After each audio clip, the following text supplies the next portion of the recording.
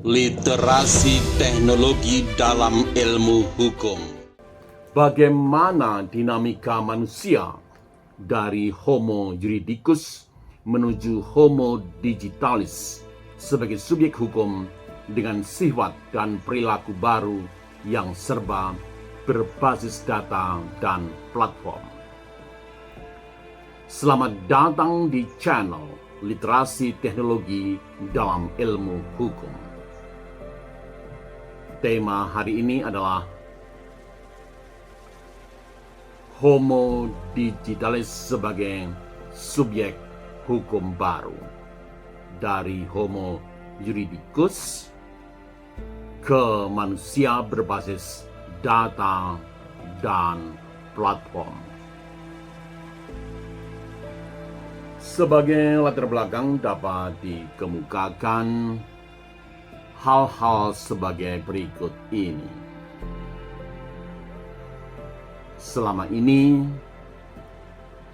hukum memahami manusia sebagai subjek hukum yang rasional dan otonom. Ia dikenal sebagai Homo juridicus. Namun, hari-hari ini pertanyaannya berubah. Apakah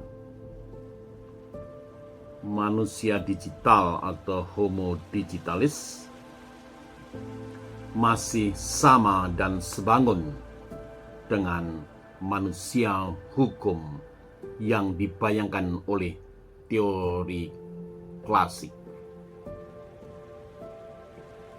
Homo juridicus dalam hukum klasik, manusia dipahami sebagai memiliki kehendak bebas, mampu mengambil keputusan sendiri, dan bertanggung jawab atas tindakannya. Secara umum dikatakan sebagai subjek hukum, manusia memiliki hak dan kewajiban. Hukum dibangun atas asumsi ini, tetapi di dalam era digital asumsi ini kini mulai diuji. Baiklah, kita mendiskusikan lagi sebagai kelanjutan Homo digitalis. Jadi sekali lagi, hari ini kita hidup sebagai Homo digitalis. Kita berinteraksi melalui platform, berpindah ruang secara digital, dan meninggalkan jejak data setiap saat. Pilihan kita direkam, perilaku kita diprediksi, dan keputusan kita sering diarahkan oleh sistem dan algoritma.